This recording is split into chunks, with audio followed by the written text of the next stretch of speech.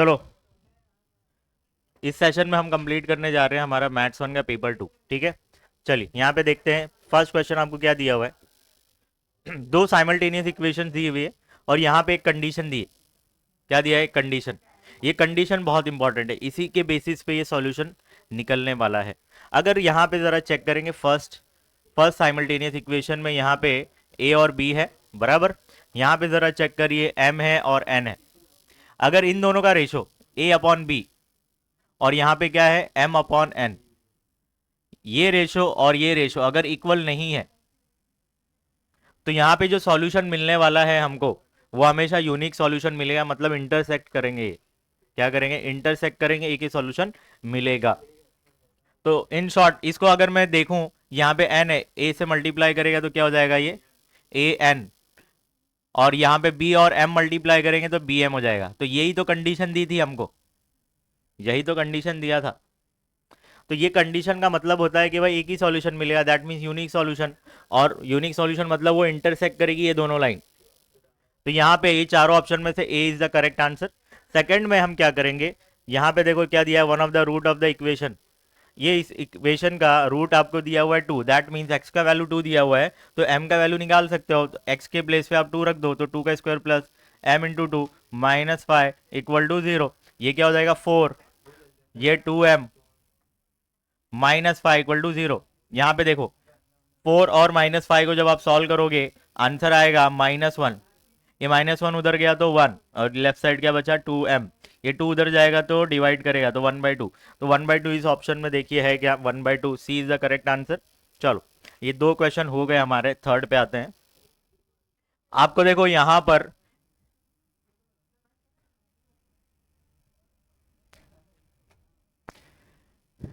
ये आपको यहाँ पे मीन का फॉर्मूला दिया है, मगर मीन का फॉर्मूला ठीक है, इसमें यूआई कैसे निकला वो क्वेश्चन में बोला है। यूआई कैसे आपने फाइंड किया वो निकालो। तो यूआई का फॉर्मूला मैंने बताया था डी आई अपॉन जी, और डी आई कैसे निकलता है? एक्स आई माइनस ए, और नीचे जी है तो जी लिख दो। तो ऑप्शन में देखो ये है क्या? C is the correct answer. Fourth, there are 40 cards in a bag. एक बैग में 40 कार्ड्स हैं। Each bears a number from 1 to 40। हर कार्ड पे नंबर्स लिखे हुए हैं। तो 40 कार्ड है तो हर कार्ड पे नंबर होगा, किसी पे 1 होगा, 2 होगा, 3 होगा, ऐसे 40 है। तो 1 कार्ड इज ड्रॉन, एक कार्ड आपको ड्रॉ करना है। What is the probability that card bears a number which is multiple of 5? भाई मल्टीपल ऑफ 5 कितने कार्ड्स हैं वहां पे? मतलब 5 के टेबल में आने वाले तो कितने हैं? 5, 10, 15, 20, 25, 30। कितने नंबर है? काउंट करिए। 8 है ना। अगर इसको आप ए ले लेते हो तो एन ऑफ ए कितना हो जाएगा? 8। पी ऑफ ए कैसे निकलेगा? भाई एन ऑफ एस यहाँ पे कितना है? एन ऑफ एस 40 है ना, क्योंकि बैग में 40 कार्ड्स है। तो एन ऑफ एस, एस तो मैं लिख नहीं सकता हूँ, या अगर लिखूंगा तो ऐसा लिखना पड़ेगा 1, 2, 3, पूरे 40 नंबर नहीं लिख सकते अपन, का टाइम नहीं है अपने पास। तो एन ऑफ एस कितना हो गया? 40। अगर मुझे प्रोबेबिलिटी निकालना है तो N of A upon N of S, इसको लेट करना पड़ेगा, लेट इवेंट ए। ठीक है, तो फाइनली ऊपर 8 आएगा, नीचे 40 आएगा। 8 वन जा 8, 5 जा, तो फाइनली क्या मिला आपको? 1/5। तो 1/5 ऑप्शन में देखिए है क्या? ए इज द करेक्ट आंसर। चलो, 4 क्वेश्चन हो गए हमारे, 4 मार्क पक्के। बहुत टाइम ले लिया इसमें अपन ने। चलिए नेक्स्ट 4 क्वेश्चंस। क्या दिया है? If the total NAV of mutual fund is 200 crore and 8 crore units are issued, then find the NAV of 1 unit. NAV मतलब मार्केट वैल्यू। इन शॉर्ट ये 200 करोड़ मतलब क्या? 200 करोड़ मतलब टोटल मार्केट वैल्यू। जैसे शेयर्स में हमने देखा था ना, टोटल मार्केट वैल्यू कितना दिया हुआ है? 200 करोड़। और 800 करोड़ यूनिट्स मतलब, ये शेयर्स में हम क्या करते थे? नंबर ऑफ शेयर्स करते थे ना, तो यहाँ पे नंबर ऑफ यूनिट्स होते हैं। क्या होते हैं? Number of units. आप ही बताइए, टोटल मार्केट वैल्यू 200 करोड़ उसका मार्केट वैल्यू है, और नंबर ऑफ यूनिट्स कितने हैं? 8 करोड़। तो मैं क्या करूंगा, अगर मुझे एक एक का मार्केट वैल्यू निकालना है, मतलब एक का एनएवी निकालना है, तो दोनों को डिवाइड कर दूंगा। 200 डिवाइड बाई 8, सॉल्व करिए, जो आंसर आएगा वही करेक्ट आंसर है। कितना आ रहा है? तो 25 रुपीज़ आ रहा है, 25 रुपीज़ एक यूनिट का मार्केट वैल्यू है। तो मार्केट वैल्यू आपको नहीं लिखना है, क्या लिखेंगे, NAV ऑफ 1 यूनिट। तो इसका सॉल्यूशन कैसे लिखेंगे, NAV of 1 unit equal to total value of mutual fund scheme upon number of, यहाँ पे टोटल यूनिट्स लिख देना, टोटल यूनिट्स इशूड। तो यहाँ पे 200 डिवाइड बाय 8 करोगे तो 25 आ जाएगा। तो 1 मार्क का है, और क्या लिखोगे बस। Second, find the first term and common difference of AP.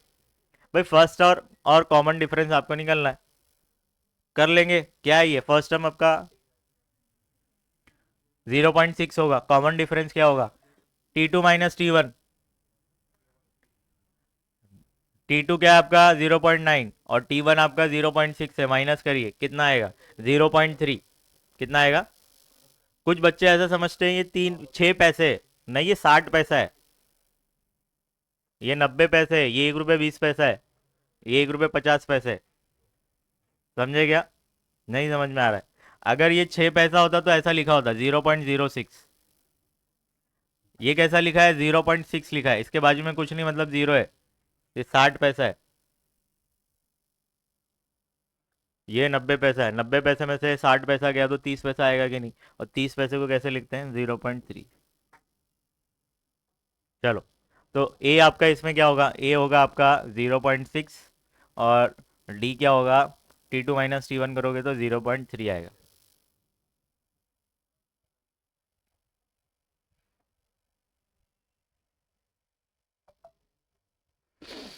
समझे।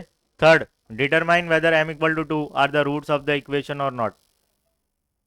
क्या 2 इसका रूट है कि नहीं वो आपको पहचानना है, तो इसको सॉल्व करना पड़ेगा आपको। ठीक है, कैसे सॉल्व करेंगे, क्या, तो लेफ्ट हैंड साइड देखो, आपने बहुत सारे क्वेश्चंस किए एक्सरसाइज में, रूट्स है कि नहीं, तो ये इक्वेशन आपको दिया हुआ है। सबसे पहले क्या करेंगे, इसका लेफ्ट हैंड साइड ले लेते हैं। लेफ्ट हैंड साइड क्या है आपका 2m² माइनस 5m। ठीक है, चलो m के प्लेस पे हम क्या करेंगे 2 पुट कर देंगे। ये क्या हो गया 2, ये क्या हो गया 4, और ये 5 2 10, ये 8 हो गया, और ये -10। तो ये आंसर क्या आ रहा है -2। तो लेफ्ट हैंड साइड हमारा क्या आ गया -2, और राइट हैंड साइड हमारा वैल्यू क्या था 0।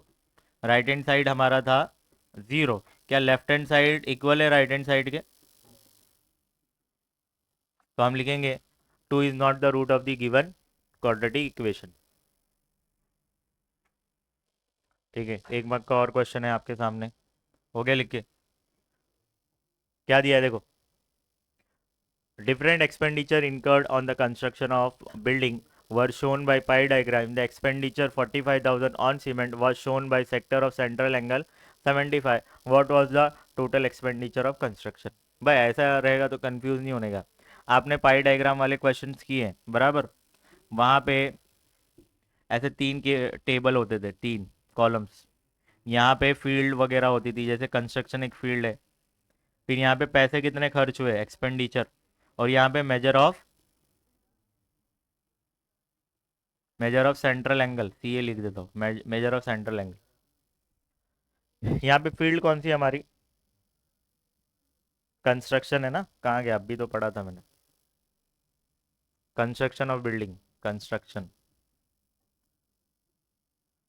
कंस्ट्रक्शन बराबर। इस पे खर्च कितना हुआ है 45,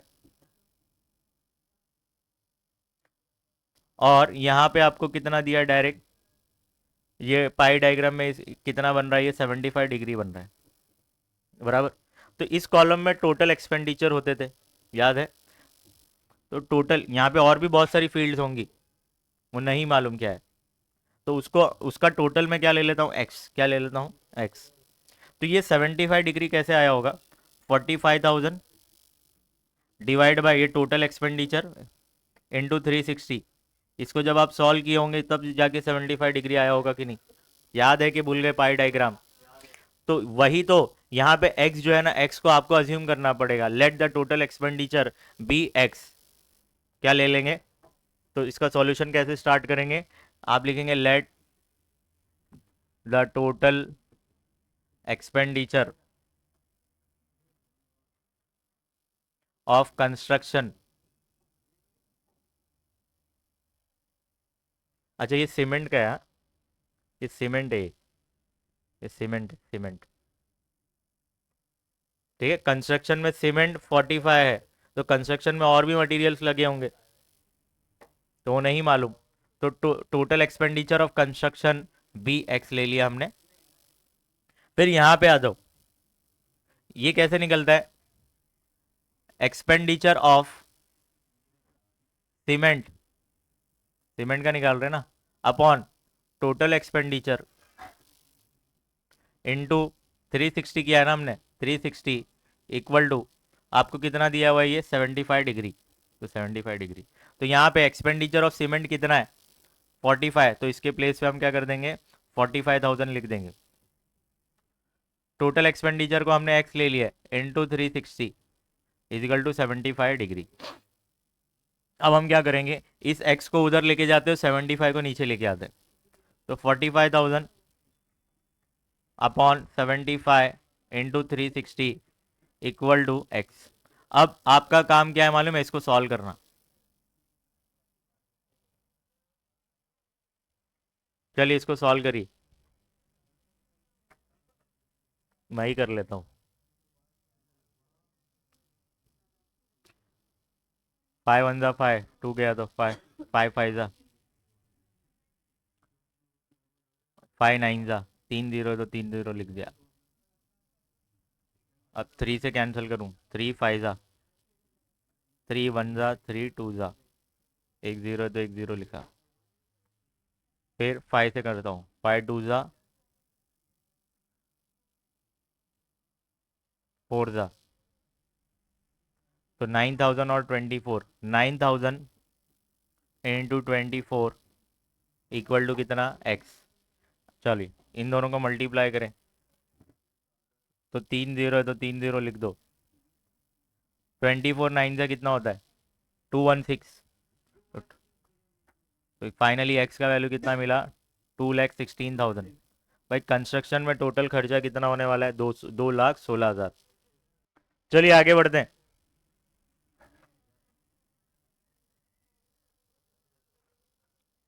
क्वेश्चन नंबर 2A, क्या बोला है? Smita has invested 12,000 and purchase shares of face value 10 at a premium of 2। तो भाई मार्केट वैल्यू पर शेयर कितना होगा, 12। फेस वैल्यू और प्रीमियम को ऐड कर दो, तो मार्केट वैल्यू पर शेयर कितना मिल जाएगा, 10 + 2 कितना हो जाएगा, 12। Find the number of shares she purchase, complete the given activity to get the answer. तो यहाँ पे देखो, सबसे पहले लोगों ने क्या किया होगा, मार्केट वैल्यू निकाला होगा, face value plus premium, face value plus premium, तो कितना हो जाएगा ये 12। चलो number of shares, total investment upon market value पर शेयर, तो मार्केट टोटल इन्वेस्टमेंट 12,000, एक शेयर कितने में मिला है, 12 रुपए में। इसको सॉल्व करोगे 1,000 आ जाएगा। स्मिता हैज परचेज 1,000 शेयर, खत्म। ये भी आसान एक्टिविटी है। यहाँ पे आपको वाई का वैल्यू निकालना है, क्या करेंगे आप? अच्छा ये जब भी एक्टिविटी वाले आएंगे तो नीचे वर्किंग भी दे देना कि कैसे आ रहे हैं, ये जैसे ये वाई, तो टेबल आप तो बनाना, नीचे वर्किंग भी दे देना। तो यहाँ पे 2x - 6y इक्वल टू 3 है। आप क्या पुट कर रहे हैं, x इक्वल टू -5, एक्स के प्लेस पे -5 पुट कर रहे हो, तो ये -10 - 6y इक्वल टू 3, ये -10 उधर जाएगा तो प्लस हो जाएगा कि नहीं, फाइनली ये 13 हो गया। ये -6 उधर जाएगा तो डिवाइड करेगा, ये माइनस की साइन ऊपर ही डाल दो, नहीं तो y इक्वल टू क्या मिला, -13/6। इसका आंसर क्या आएगा, -13/6। यहाँ पे लिख दो, x coordinate y coordinate, x coordinate -5, y coordinate -13/6।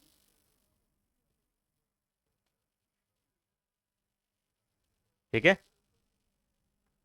Next.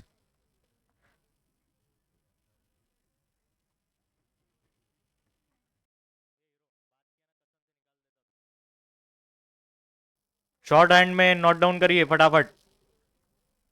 घर जाके जब आप पेपर देखें तो उसका सॉल्यूशन आपको समझ में आ जाना चाहिए, भाई ऐसा ऐसा ऐसा ऐसा करना है। Second, 2x - 6y = 3। आपको यहाँ पे पुट क्या करना है, देखो y का वैल्यू दिया हुआ है, y के प्लेस पे आप क्या करेंगे, पुट कर देंगे 0। तो फाइनली क्या हो जाएगा, ये पूरा टर्म 0 होने वाला है। ठीक है, तो लिख के कुछ मतलब है कि कुछ नहीं है। तो इन शॉर्ट ये 2x = 3 आया, उधर गया तो क्या हो जाएगा, 3/2 होगा कि नहीं। तो इसका आंसर क्या आने वाला है, 3/2। एक्स कोऑर्डिनेट 3/2 और वाई 0 है। चलिए नेक्स्ट, आपको फार्मूला मेथड से इसको सॉल्व करना है। तो फार्मूला आपको पता रहना चाहिए, -b+- है। ये फार्मूला आपको पता रहना चाहिए। ठीक है, सबसे पहले जो आपको दिया रहेगा क्वाड्रेटिक इक्वेशन, उसको कंपेयर करते हैं किससे, स्टैंडर्ड फॉर्म से। फिर ए बी और सी का वैल्यू निकालते हैं। ए का वैल्यू कितना होगा, देखो ये m² के बाजू में कुछ नहीं मतलब 1 है। यहाँ पे बी के पोजीशन -14 है, सी के पोजीशन पे 13 है। तो ए बी सी का वैल्यू हमने निकाल लिया। चलो नीचे देखते हैं, पहले फॉर्मूला है। तो फॉर्मूला क्या होता है, -b +- है। ठीक, अब यहाँ पे माइनस है तो माइनस लिख दिया है मैंने। ठीक है, अब यहाँ पे देखो इन लोगों ने क्या गड़बड़ किया है, ये माइनस तो होना चाहिए था कि नहीं। बी के प्लेस पे बी का वैल्यू क्या है, -14, तो बी के प्लेस पे बी का वैल्यू -14, मगर ये फॉर्मूले का माइनस कहाँ गया फिर, समझे। तो ये गड़बड़ है, तो ये माइनस लिखना है। ये माइनस माइनस हो जाएगा प्लस, क्या हो जाएगा, प्लस। अच्छा यहाँ पे वैल्यू देखो, b², बी का स्क्वायर करना है। बी का स्क्वायर मतलब -14 का स्क्वायर करोगे तो +196 आएगा। -4ac, 4ac मतलब 4 × 1 × 13।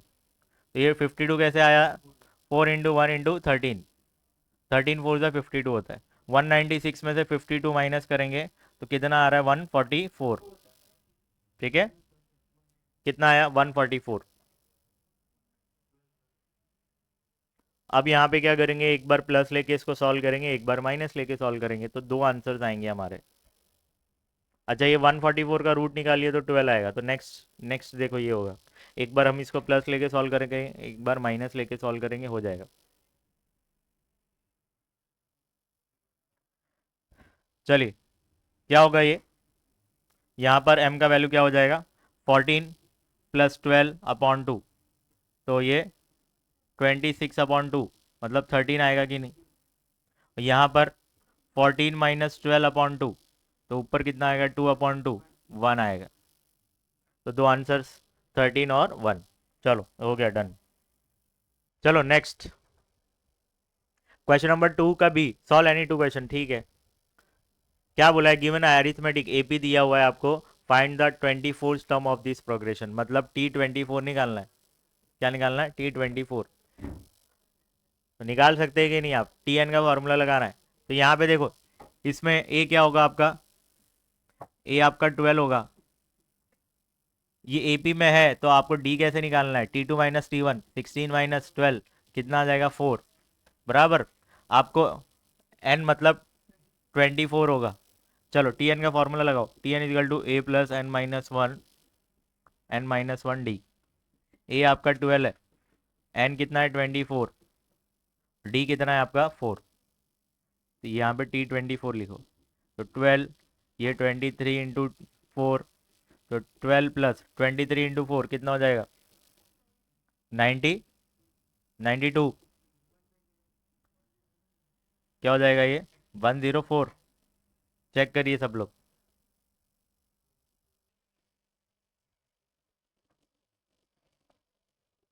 देखो आपको इस सेकंड क्वेश्चन में यहाँ पे लिखा है, electricity use by some families is shown in the following table, find the mode for use of the electricity. आपको मोड निकालना है। तो आप क्या करेंगे भाई, ये टेबल बनाएंगे वर्टिकली, मतलब खड़े पे बनाएंगे। तो यहाँ पे मोड का फॉर्मूला क्या है भाई, जोगेश्वरी का पिन कोड 102। तो मोड कैसे निकलता है? L plus F1 minus F0। देखो 102 है ना, 110, फिर यहाँ पे 2 लिखना है अब। 102 हो गया। फिर F1 माइनस फिर से 102 लिखना है ना, नीचे 2 है।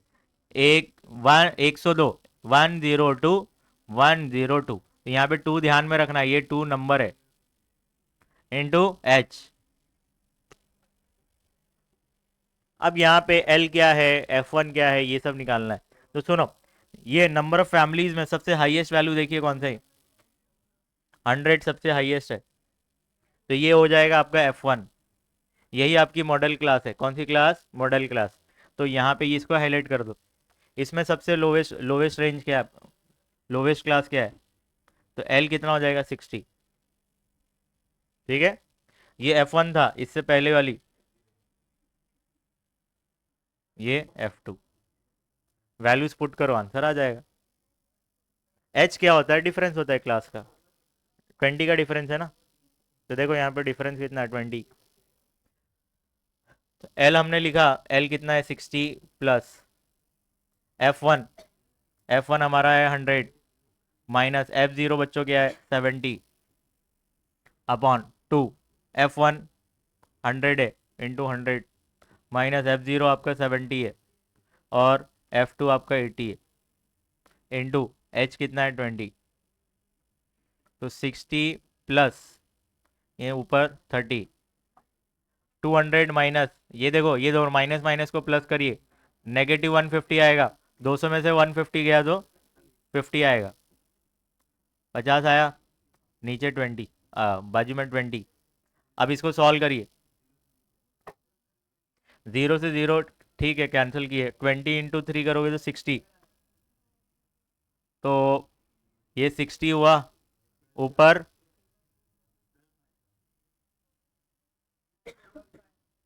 ये 5 वन ज़ा 5 फोर ज़ा कर दो। 4 इंटू 3 करोगे तो 12 होगा। तो ये कितना हो गया? 72। क्या हो गया? 72।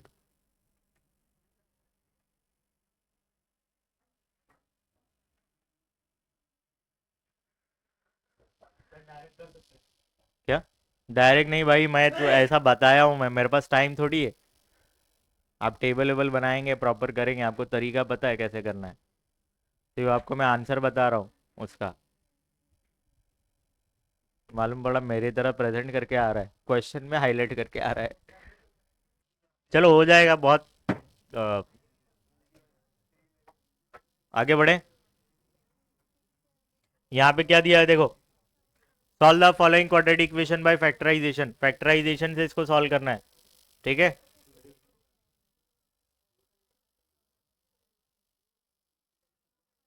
चलिए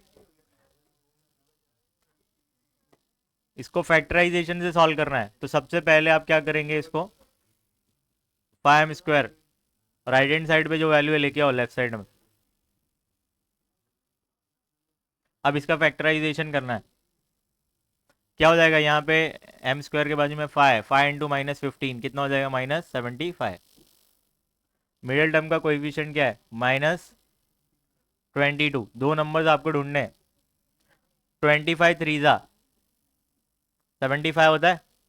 अब यहाँ पे देखो, इसको माइनस में रखेंगे और इसको प्लस में रखेंगे तो आंसर हमारा -22 आएगा। बड़े नंबर को माइनस में रखना पड़ेगा, तभी तो आपका जो आंसर आएगा वो माइनस में आएगा।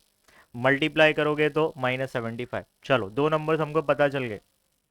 तो क्या करते हैं हम, ये 5m² minus 25m plus 3m minus 15 equal to 0। इन दोनों में कॉमन क्या लोगे आप? 5m कॉमन लोगे। तो 5m कॉमन लोगे तो क्या बचेगा? यहाँ m बचेगा, m माइनस 5। इन दोनों में आप कॉमन 3 लोगे। जब 3 कॉमन लोगे तो यहाँ m बचेगा, और यहाँ पे 3 कॉमन लिया तो 5 बचेगा। दो सेम ब्रैकेट आ गई तो उसको एक ही बार लिखना है आपको। Second bracket 5m plus 3 equal to 0। Equal to 0 इस ब्रैकेट को जाएगा, इक्वल टू 0 इस ब्रैकेट को भी। तो ये -5 उधर गया तो m का वैल्यू 5 मिला, और क्या मिल सकता है, ये +3 उधर गया तो -3, लेफ्ट साइड पे क्या बचेगा 5m, ये 5 उधर जाएगा तो डिवाइड करेगा, तो m इक्वल टू -3/5। तो दो आंसर्स हमको मिल गए, m equal to 5, m equal to -3/5। ठीक है,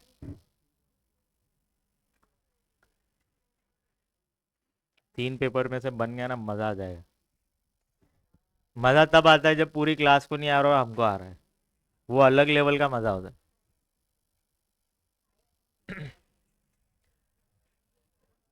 कहां तक हम पहुंचे, क्वेश्चन नंबर 4 पर। यहां पे देखो पाई डायग्राम है, पाई डायग्राम बनाने के लिए हमको क्या करना पड़ता है, सबसे पहले ये जो रो है, ये फर्स्ट रो को फर्स्ट कॉलम बना देंगे हम, फर्स्ट रो को फर्स्ट कॉलम बनाएंगे, ये जो सेकंड रो दिया है सेकंड कॉलम बना देंगे, और सेकंड कॉलम का टोटल करेंगे, तो कितना होगा इसका टोटल 400 होगा, कितना होगा 400।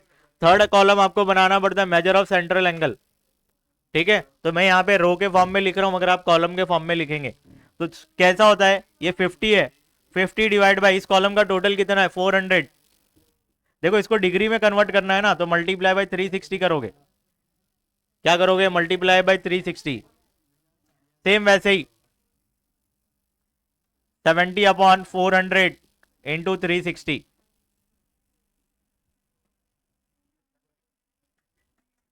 80/400 इंटू 360,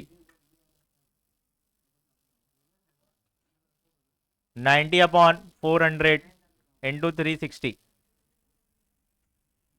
60/400 इंटू 360, 50/400 इंटू 360, और फाइनली ये कितना आएगा 360 डिग्री आएगा इसका टोटल। सुनो इधर ध्यान दो,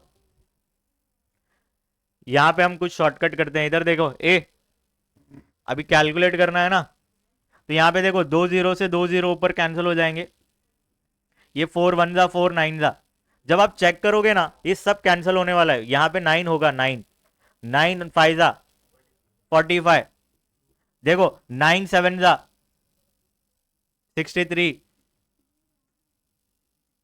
9 8 जा 81, 54, ठीक है, ये डिग्री में है तो डिग्री में लिख देना, ये समझे क्या। अब इसके बाद आपको डायग्राम बनाने आता ही होगा, कर लेंगे डायग्राम, हाँ डायग्राम कैसे बनेगा, एक रफ बना देता हूं आपके लिए, एक सर्कल बनाना, साइज थोड़ा प्रॉपर होना चाहिए, हाफ पेज में बना देना चाहिए, तो एक रेडियस पहले ही बना देना, एक रेडियस को बेस बना के आपको करना है, पहले आपका क्या इंग्लिश है, इंग्लिश 45, तो कुछ इंग्लिश ऐसा 45 लिख देना, 45 डिग्री इंग्लिश, फिर इसके बाद क्या है 63 मराठी, तो अब ये लाइन को बेस बना के 63 लेना, ये 63 आपका, ये क्या है मराठी, सेम वैसे ही करते जाना है सब आपको, कर लेंगे पूरा। फिर आपको ये लाइन को बेस बनाना है, कितना डिग्री है 72, तो 72 डिग्री लेना है, ये साइंस होगा, फिर मैथ्स 81, ये मैथमेटिक्स है, फिर 54, ये क्या है आपका सोशल साइंस एसएस, फिर हिंदी, पूरा ऐसा बना देना प्रॉपर मेजर करके, मैं नहीं बना रहा हूँ यहाँ पे, मेरे पास टाइम लगेगा अगर बनाना है तो मेरे को, फिर वो टाइम पास हो जाएगा फालतू, आप कर लेना हाँ? चलो आगे बढ़ते हैं, next question number 3, question number 2 पूरा कंप्लीट हो गया क्या, एक बचा है, अरे ये बचा है ना, solve the equation by Cramer's rule, Cramer's rule आपको आता है,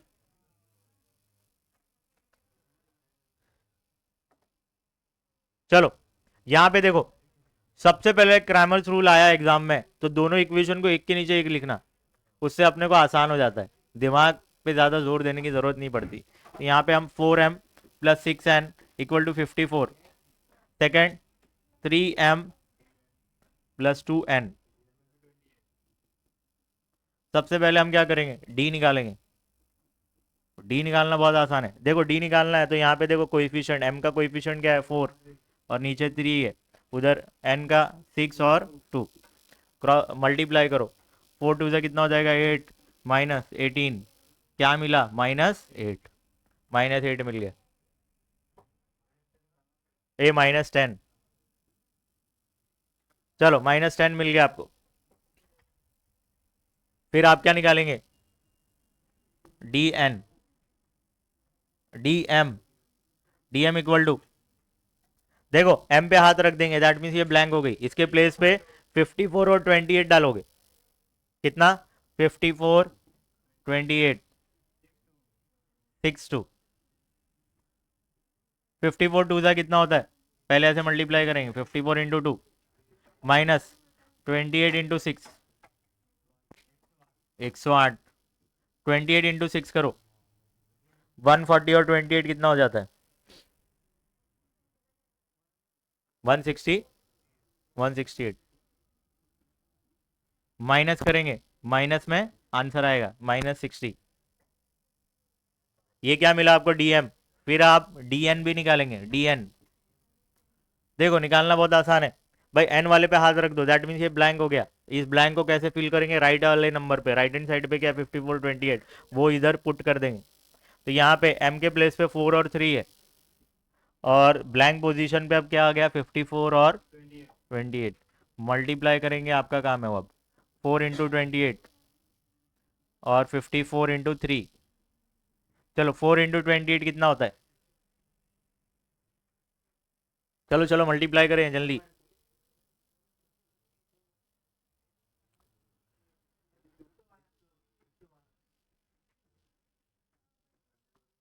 चार दूनी 8, 112, 162 माइनस करिए, माइनस -50 आ रहा है। चलो अगर एम निकालना है आपको तो एम कैसे निकलता है, D M upon D. D M आपका कितना है -60 और डी कितना है -10, माइनस माइनस कैंसिल, 0 0 कैंसिल, 6 आएगा, ठीक है। एन निकालना है तो D N upon D, -50 upon -10, minus minus cancel, 0 0 cancel, 5 आएगा। चलो फाइनली क्वेश्चन नंबर 2 पूरा कंप्लीट हो गया है। तो हमने यहाँ तक कितने मार्क्स के क्वेश्चन कर लिए पूरे, देखो काउंट करो।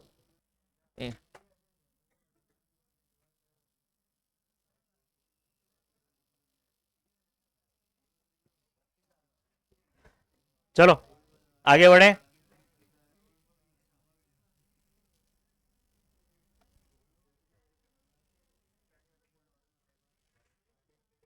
चलिए एक्टिविटी बेस्ड है, फटाफट खत्म हो जाएगा, टाइम नहीं लगेगा।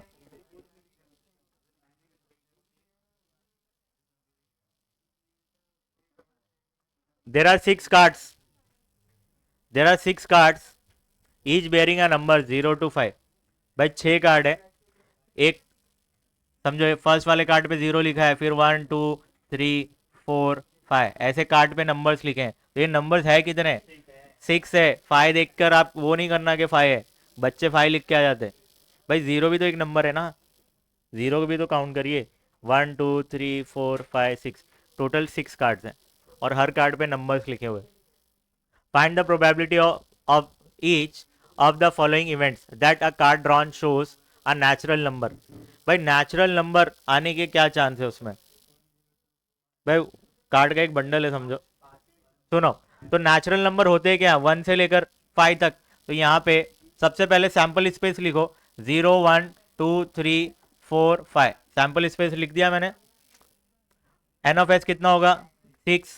यहाँ पे इवेंट ए क्या है, नेचुरल नंबर, नेचुरल नंबर क्या होंगे 1 2 3 4 5, तो टोटल नंबर कितना है 5, तो एन ऑफ ए कितना हो गया 5। प्रोबेबिलिटी इसकी निकालना है तो N of A upon N of S 5 upon 6, समझे। सेकंड बोल रहा है कि event B is a whole number, whole number क्या होता है, 0 से स्टार्ट होता है। तो सैंपल स्पेस में देखिए 0 से स्टार्ट वाले सब नंबर है ये, तो 0 1 2 3 4 5। एन ऑफ बी कितना हो गया 6। N of A upon N of S 6/6 1 आ जाएगा।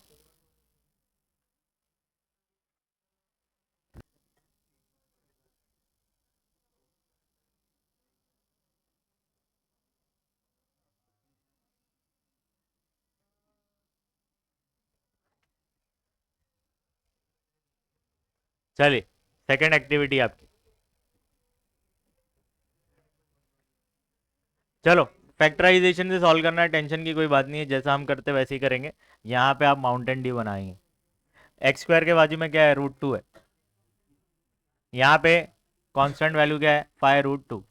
ये इसको सॉल्व करो, √2 मल्टीप्लाई करेगा तो 2 होगा, और ये 5, 5 × 2 कितना होगा 10। मिडल टर्म का कोएफिशिएंट देखिए क्या है, +7। दो नंबर्स आपको ऐसे ढूंढने हैं जिस पर प्लस माइनस का रूल लगाएं तो 7 आए, और मल्टीप्लीकेशन का 5 × 2 5 × 2 इसको प्लस में, इसको भी प्लस में रखना पड़ेगा, समझे, दोनों पॉजिटिव वैल्यू। तो ये होगा 5x और ये 2x। अब हम और क्या कर सकते हैं इसमें, इन दोनों में कॉमन x लेंगे तो यहाँ पे क्या बचेगा, √2, और एक x चला गया, एक x बचेगा, यहाँ प्लस है तो प्लस, यहाँ से x गया तो 5 बचा है।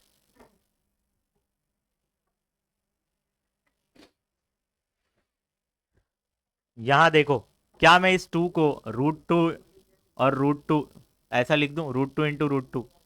अब कॉमन लेना दोनों में आसान होगा कि नहीं, इधर √2 भी है, यहाँ √2 है, तो √2 कॉमन ले लें।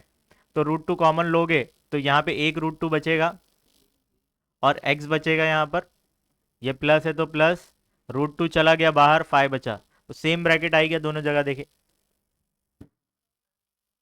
अब हम क्या करेंगे, जो सेम है उसको एक ही बार लिखना है आपको।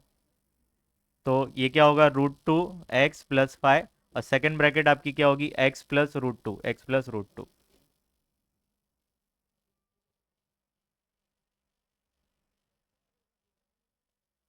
अब यहाँ पे x का वैल्यू देखो 2 आने वाला है, तो यहाँ पे क्या आएगा देखो, ये +5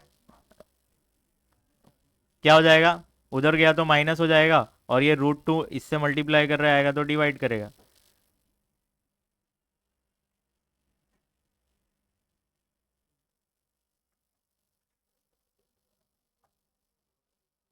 ठीक है, और यहाँ पर राइट हैंड साइड पे शिफ्ट करेंगे तो आप माइनस लिख देंगे।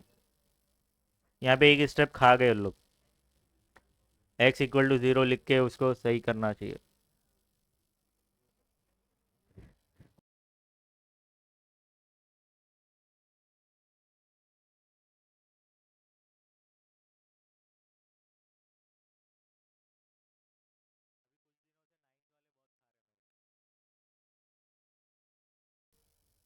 2 types of boxes A and B are to be placed in a truck having capacity of 10 tons। एक ट्रक की कैपेसिटी कितनी है, 10 टन है, मतलब 10 टन का वेट लोग, मतलब वो ट्रक वेट ले सकता है, उससे ज़्यादा नहीं। अच्छा, क्विंटल और टन में फ़र्क क्या है, क्विंटल 100 किलो होता है और टन 1000 किलो होता है। दैट मीन्स उस ट्रक की कैपेसिटी 10 टन है, मतलब 10,000 किलो वेट ले सकता है वो। 10 क्विंटल ना, एक क्विंटल 1000 होता है, 10 क्विंटल मतलब 10,000, 10,000 किलो, केजी। वैन टन की बात हो रही है। When 150 boxes of type A and 100 boxes of type B are loaded in a truck। Type A के कितने बॉक्सेस हमने लोड किया है उसमें 150, और टाइप बी के कितने लोड किया हमने 100 बॉक्स। तो टाइप ए वाले बॉक्स का वेट क्या होगा, हमको अज्यूम करना पड़ेगा एक्स। भाई एक टाइप ए का बॉक्स होगा, उसका वेट कितना है, एक बॉक्स का नहीं मालूम, तो weight of type A box be X, weight of type B box be Y ले लो। ठीक है, अगर दोनों को जब आप प्लस करोगे तो वो किसके इक्वल आएगा। अच्छा, इसको केजी में अगर कन्वर्ट कर दें तो ये कितना हो जाएगा, अगर केजी में निकालना है तो, केजी में अगर निकालना है ना तो इसको 10 × 1000 करोगे तो 10,000 आ जाएगा। ठीक है, अच्छा, वो एक्सरसाइज के क्वेश्चन में आंसर देखो का लास्ट में क्या है, केजी में दिया है, केजी में दिया है, तो इसको केजी में निकालना पड़ेगा, केजी में ही होगा, केजी में ना। तो यहाँ पे देखो, टाइप ए बॉक्स का वेट हमने एक्स मान लिया है, टाइप बी वाले बॉक्स का वेट हमने वाई माना है, ऐसा आपको वर्डिंग्स लिखना पड़ेगा। Weight of, let the weight of type A box be X, weight of type B box be Y, ऐसा आपने अज्यूम किया। चलो, उस ट्रक में ये अभी ये बॉक्सेस रखना है और वेट कितना होगा, 10 टन, मतलब 10,000 kg। तो यहाँ पे फर्स्ट इक्वेशन आपकी क्या बनेगी, 150 बॉक्सेस है और हर एक का वेट कितना होगा, एक्स, तो एक्स से मल्टीप्लाई करोगे तो टाइप ए बॉक्स का वेट कितना होगा पता चल जाएगा, प्लस 100 बॉक्सेस हैं टाइप बी वाले, बराबर, हर एक का वेट कितना है, वाई है, तो वाई से मल्टीप्लाई करोगे तो टाइप बी का टोटल वेट पता चलेगा। इन दोनों को जब आप प्लस करोगे, that should be equal to 10,000 kg। 10,000 कहां से आया, 10 टन को मैंने कन्वर्ट किया, ठीक है। बट अब थोड़ा और चेंज कर रहे हैं, टाइप ए और टाइप बी के बॉक्सेस अगर चेंज कर देते हैं, इन लोगों ने क्या किया, टाइप ए के बॉक्सेस 260 कर दिए और टाइप बी के बॉक्सेस कम कर दिए। तो अब यहाँ पे इन लोगों ने क्या चेंज किया, टाइप ए के बॉक्स 260 कर दिया है, हर एक बॉक्स का वेट कितना है, एक्स केजी, ठीक है। तो 260 इंटू एक्स, टाइप ए का बॉक्स, टाइप ए का वेट हमको यहाँ पता चल गया। टाइप बी कितने हैं, 40 बॉक्सेस हैं, हर एक का वेट कितना है, वाई केजी, तो दोनों को मल्टीप्लाई करेंगे तो ये केजी में हमको पता चलेगा कि कितना है टाइप बी के वेट। इन दोनों को प्लस करोगे तो ये 10,000 होना चाहिए, 10,000 kg। तो ये फर्स्ट इक्वेशन है आपकी, ये सेकेंड इक्वेशन है, इन दोनों को सॉल्व कर लेना, ठीक है। कैसे आप सॉल्व करेंगे, सुनो, इस इक्वेशंस को ना आप छोटा कर दीजिए। छोटा कैसे करेंगे, अगर कुछ डिवाइड हो रहा है तो डिवाइड कर दो, ठीक है, कोई एक टर्म फिर बाद में मैच कर दो,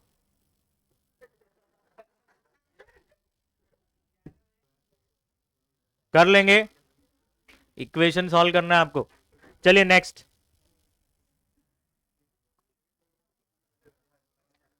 A ready-made garment shopkeeper gives 5% discount on the dress of 1,000, charges 5% GST on the remaining amount.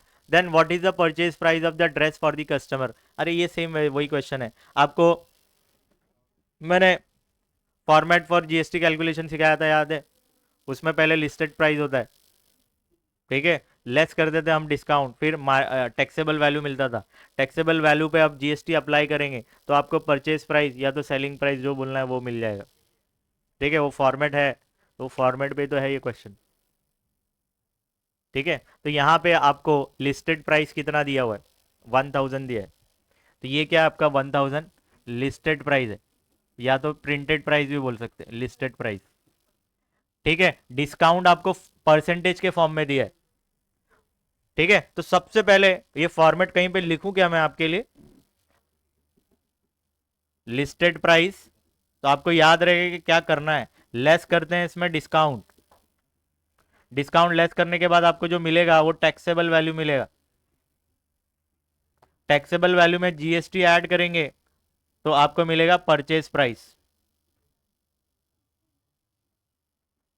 अब यहां पे देखो लिस्टेड प्राइस कितना दिया है, 1,000, बराबर, डिस्काउंट आपको परसेंटेज के फॉर्म में दिया है, तो परसेंट किस पे अप्लाई करोगे, ये 1,000 पे अप्लाई करोगे, तो 1,000 का 5% कितना होता है, 50 रुपए होते हैं। तो डिस्काउंट अमाउंट कैसे निकालेंगे आप, ये 1,000 पे 5%, तो 2 0 से 2 0 कैंसल, 5 × 10 करोगे तो 50 आएगा, तो ये 950 आया। 950 आपका टैक्सेबल वैल्यू है, 950 आपका taxable value, short hand use कर रहा हूं, आपको ऐसे प्रेजेंट नहीं करना है एग्जाम में। आपको क्या लिखना है, पहले लिस्टेड प्राइस 1,000, फिर डिस्काउंट का अमाउंट निकालोगे। डिस्काउंट का अमाउंट कैसे निकालोगे भाई, ये 1,000 रुपए पे आपको 5% कैलकुलेट करना है, तो डिस्काउंट का अमाउंट 50 आ गया। फिर टैक्सेबल वैल्यू कैसे निकालेंगे, लिस्टेड प्राइस में से डिस्काउंट माइनस कर देंगे, ऐसा लिखना पड़ेगा इक्वेशन के फॉर्म में, tax listed price minus discount तो क्या मिलेगा आपको, टैक्सेबल वैल्यू कितना मिला, 950। चलो जीएसटी कितना है, जीएसटी 5% है, तो ये 5% आप किस पे अप्लाई करोगे, 950 पर अप्लाई करोगे, तो यहां पे आप लिखोगे 950 इंटू 5%। ठीक है, तो चलिए कैलकुलेट करेंगे कितना होता है, 950 का 5%, एक जीरो से एक जीरो पहले कैंसिल कर दीजिए, 5 5 कितना होता है, 25, 47, और नीचे 10 है, तो एक नंबर के बाद पॉइंट लगा दो, 47.5, तो यहां पे आप लिखेंगे 47.5, प्लस कर दें 997.5, कितना आया, परचेज प्राइस कितना मिला, 997.5, समझे। क्या हम नेक्स्ट क्वेश्चन पे जाएं,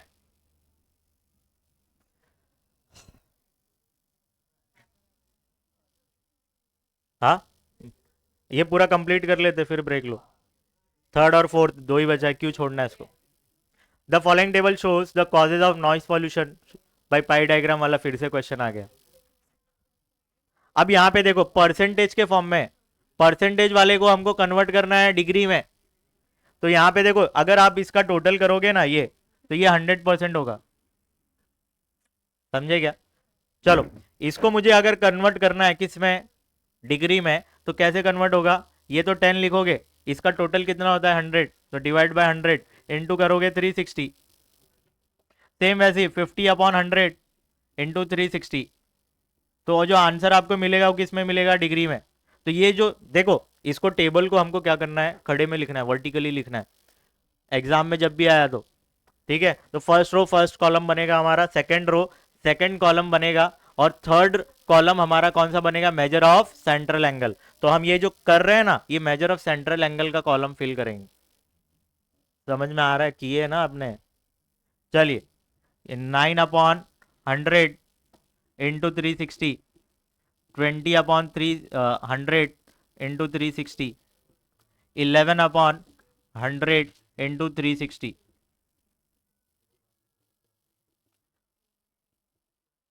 चलिए अब आपका काम है इसको करना, यहां पे जरा देखें, दो जीरो ऊपर है, एक जीरो कैंसिल हो जाएंगे, 36 डिग्री आएगा। यहां पर भी देखो 36 इंटू 5 करोगे 180, दो जीरो, दो जीरो तो पॉसिबल नहीं है इधर, एक जीरो कैंसिल होगा, 36 इंटू 9 करोगे कितना हो रहा है,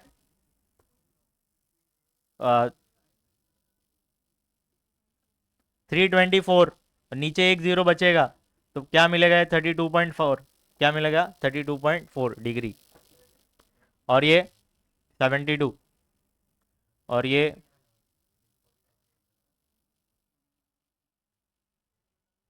एक जीरो से एक जीरो कैंसिल, बराबर 360, 392 हो रहा है क्या, 396/10, तो ये 39.6 हो रहा है।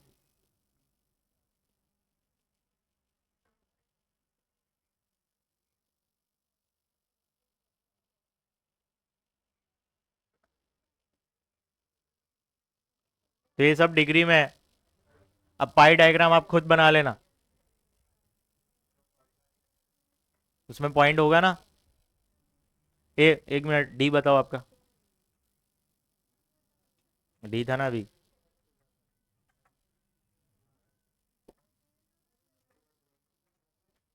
नंबर दिखना चाहिए ना।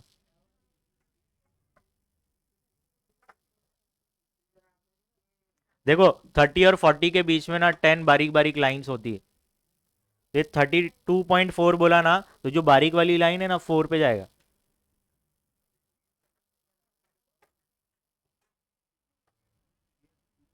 ये हो गया लिख के, हो गया ना।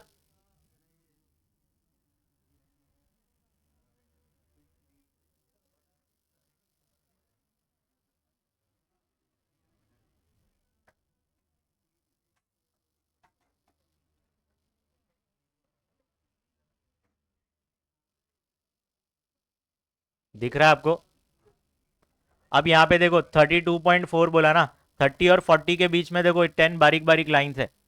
तो मैं क्या करूंगा, ये देखो यहाँ पे 4,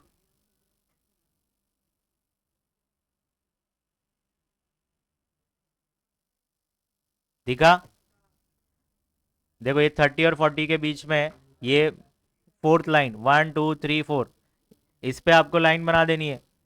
ये कुछ ऐसा दिखेगा, देखो, समझे, कर लेंगे।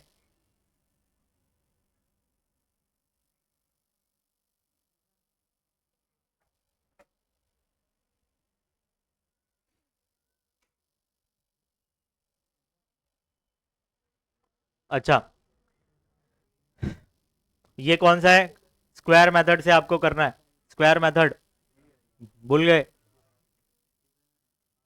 अच्छा, स्क्वायर मेथड मैंने दो तरीके से कराया था, पहले तो फर्स्ट टाइम करवाया था मैंने, ठीक है, फिर सेकंड टाइम अलग मेथड से कराया जो डाइजेस्ट में।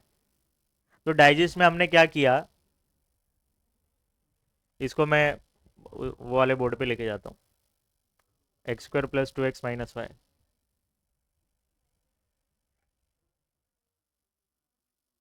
x² + 2x - 5 = 0।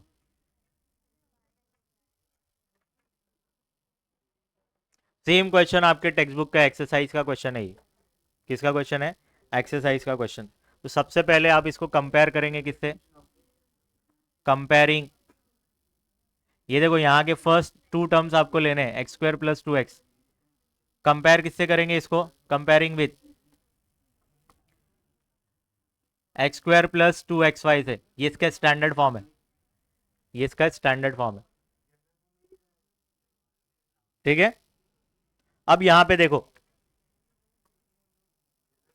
तो हमने क्या किया, ये इक्वेशन लिखा, ये फर्स्ट टू टर्म लिखा, इसको कंपेयर करेंगे इसके स्टैंडर्ड फॉर्म से, ठीक है। अब हम क्या करेंगे, इसका जो सेकंड टर्म है इसके सेकंड टर्म से कंपेयर करिए, तो 2x इक्वल होगा 2xy से,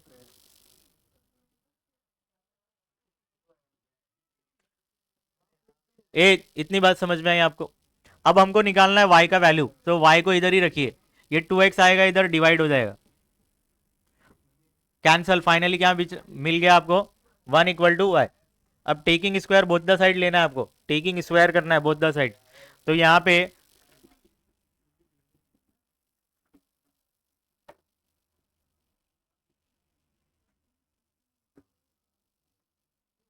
ये क्या हो जाएगा, 1 का स्क्वायर 1, और यहाँ पे y² ही होगा। ये आपको एक्स्ट्रा टर्म मिल गया, क्या मिला, ये एक्स्ट्रा टर्म, इस एक्स्ट्रा टर्म को हमको क्वेश्चन के अंदर एंटर करना है। तो x² + 2x, अब ये एक्स्ट्रा टर्म हम यहाँ पे एंटर करेंगे, तो एक्स्ट्रा टर्म हमने एंटर कर दिया, इसको एडजस्ट करने के लिए हमको माइनस भी करना पड़ेगा, फिर क्या है, -5 है तो -5 लिख दो, = 0। क्या किया, समझ में आया क्या।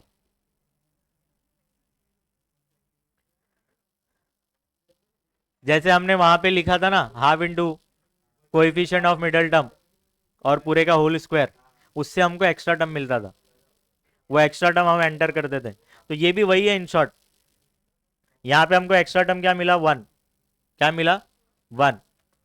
वहां पे हम करते थे half into coefficient of middle term और पूरे का स्क्वायर, तो वो स्क्वायर के फॉर्म में होता था ना, तो यहाँ पे भी y का वैल्यू 1 मिला है, इसको भी स्क्वायर के फॉर्म में लेकर आए हमने।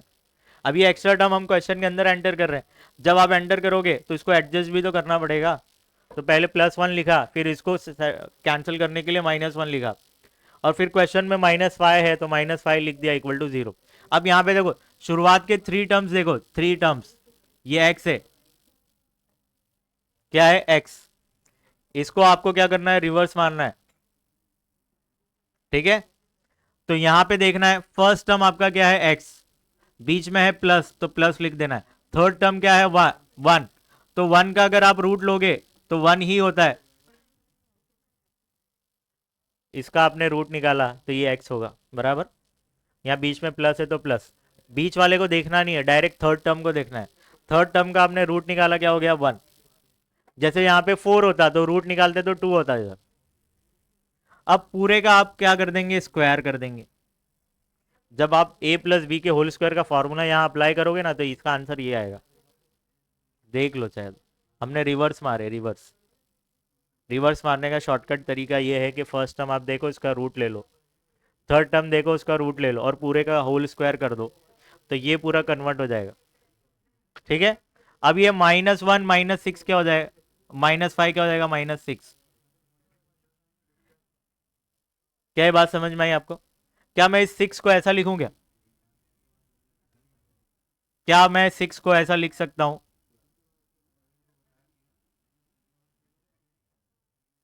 क्यों ऐसा कर रहा हूं मालूम है? ये a² - b² का फॉर्मूला अप्लाई कर सकूं। तो यहां पे मैं x+1, ये 6 को मैं क्या लिख रहा हूं, देखो स्क्वायर और रूट कैंसिल होके प्रीवियस क्वेश्चन जैसा नहीं बन जा रहा, ये एक्स्ट्रा मैंने एंटर कर दिया इसमें। क्यों किया? a² - b² जैसा दिखे मुझे। तो यहाँ पे a² ये है, a² - b², तो एक बार प्लस में लिखोगे इसको, और एक बार माइनस में लिखोगे। अब इक्वल टू 0 इस ब्रैकेट को दे दो,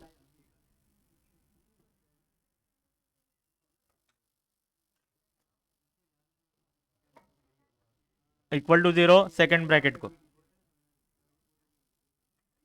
अब यहाँ पे इसको पहले पूरा सॉल्व कर लेते हैं, यहाँ x ही रखो, बाकी सब वैल्यू को राइट हैंड साइड शिफ्ट कर दो, तो ये -1 -√6 हो जाएगा।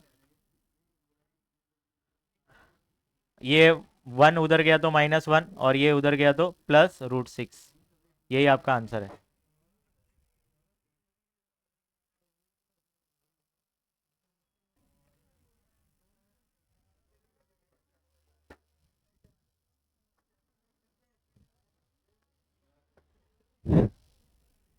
चलो क्वेश्चन नंबर 1, ऐसे क्वेश्चन हमने शायद किए। अ बैग कंटेंट्स 8 रेड बॉल। एक बैग में 8 रेड बॉल है, एंड सम ब्लू बॉल्स। सम मतलब कुछ, तो नहीं मालूम तो हम उसको अज्यूम कर लेंगे। Let the number of blue balls be x। तो उस बैग में कितने बॉल्स होंगे? एक तो रेड बॉल होंगे 8, और some blue balls, that means 8 + x, ये क्या होगा आपका sample space. n of s आपका क्या होगा, 8 + x। One ball is drawn randomly, probability of drawing a red ball to blue ball are in the ratio of 5:2। तो यहां पे ब्लू बॉल की प्रोबेबिलिटी मैं ले लेता हूं P of B, red ball को R ले लेता हूं। Probability of drawing red ball upon probability of drawing blue ball equal to, ratio दिया है 5/2, ये आपको दिया हुआ है। Probability of red ball, probability of blue ball, इसका रेशियो 5:2 दिया है। Determine the probability of drawing a blue ball from the bag. Blue ball draw करने की प्रोबेबिलिटी क्या होगी, वो निकालने बोला है। समझ में आया क्या? तो that means P of B निकालना है हमको। चलो देखते हैं हम क्या करेंगे। सबसे पहले blue probability of red ball निकालेंगे। चलो, तो सबसे पहले आपको क्या करना पड़ेगा, लेट करना पड़ेगा इवेंट आर। इवेंट आर मतलब ड्रॉइंग अ रेड बॉल। तो रेड बॉल कितने हैं टोटल, 8 है ना। तो डायरेक्ट एन ऑफ आर आप लिख दोगे, कितना है 8। टोटल रेड की बॉल कितने, 8 है, तो हम लिख थोड़ी सकते हैं कि कौन सा है। डायरेक्ट एन ऑफ आर लिख दिया हमने 8। अब पी ऑफ आर निकालना है, तो आप क्या करेंगे, N of R upon N of S कर देंगे। एन ऑफ आर कितना है 8, एन ऑफ एस कितना है, एन ऑफ एस अभी बताया था 8 + x। ये आपको क्या मिला, पी ऑफ आर। समझे? चलो पी ऑफ बी निकालेंगे। लेट करते हैं event B, drawing a blue ball.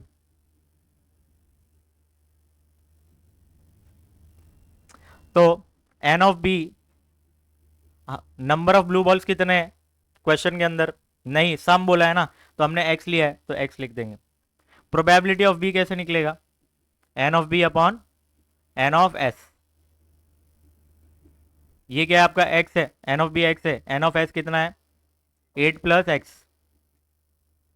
यही बात समझ में आई आपको। तो हमने p ऑफ r निकाला, p ऑफ b निकाला, ठीक है। अब आओ यहाँ पर जो क्वेश्चन में इन लोगों ने दिया है, देखो यहाँ पे ये कंडीशन दिया है इन लोगों ने, P of R upon P of B कितना है 5:2। क्या दिया है 5:2। इसके अंदर जो हमने वैल्यू निकाला है वो पुट कर देंगे। चलो पुट करते हैं इसके अंदर। N of P of R कितना है, P of R 8/8 plus X, ठीक है। यहाँ पे रखा ये वैल्यू। पी ऑफ बी कितना निकला, P of B X upon 8 plus X, और रेशो ये कितना है 5:2। यहाँ पे देखो 8 प्लस एक्स, ये ब्रैकेट और ये ब्रैकेट कैंसिल हो गए, क्या बचा 8/x, 8/x बचा, और यहाँ पे 5/2। ये x उधर जाएगा और पूरी वैल्यू इधर लेकर आओ, तो फाइनली ये होगा क्या, x उधर जाएगा, यहाँ पे 8 है, 2 डिनोमिनेटर में ऊपर चला जाएगा और 5 नीचे आ जाएगा, और यहाँ पे x आ जाएगा, ठीक है। अब इसको सॉल्व करिए, ये क्या हो जाएगा 16/5। क्या मिला 16/5। x क्या है, number of blue balls.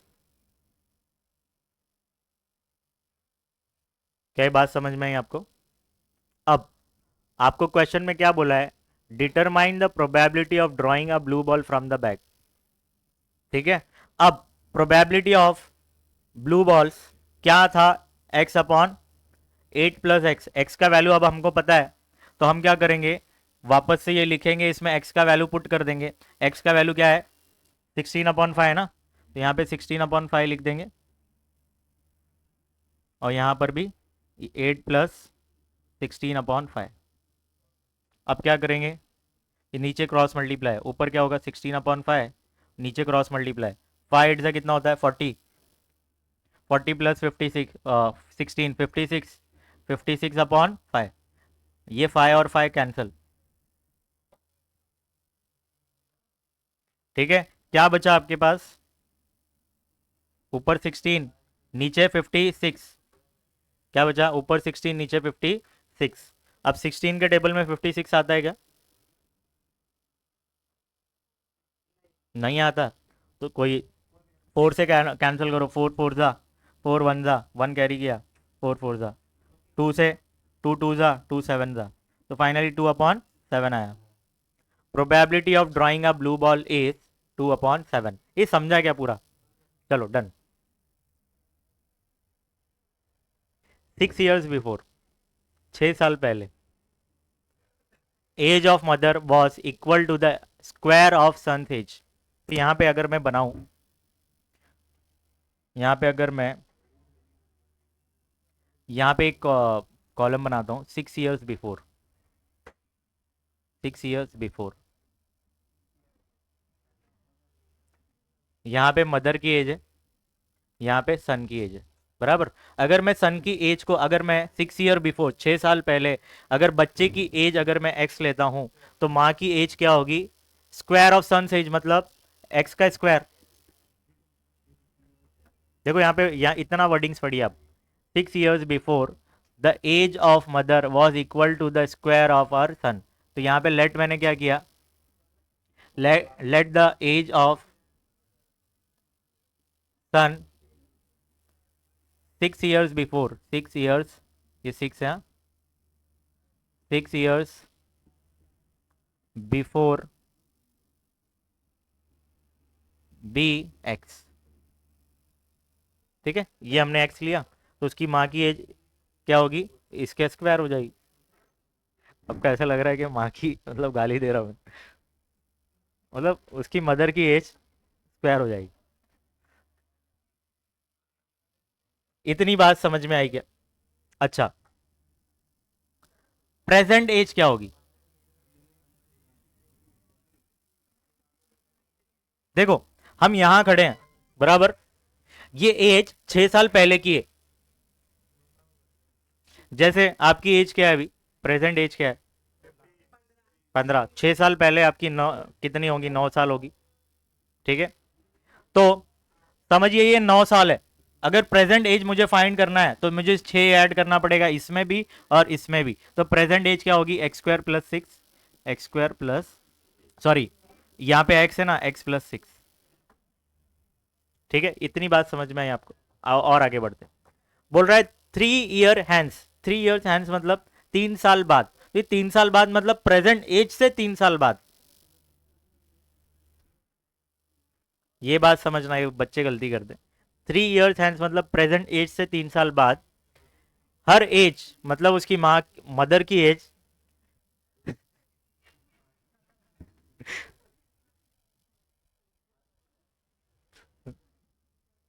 Her age will be thrice the age of her son. जितनी भी बच्चे की एज होगी उसकी मम्मी की age three three three times होगी। ठीक है, अब मम्मी बोलते हैं।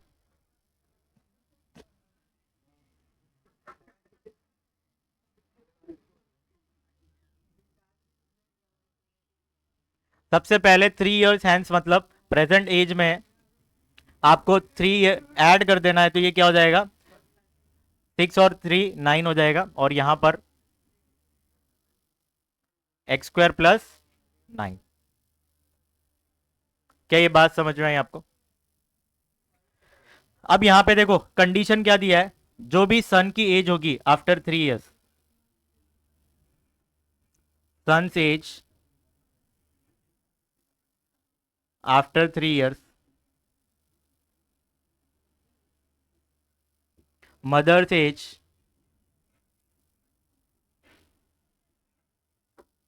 आफ्टर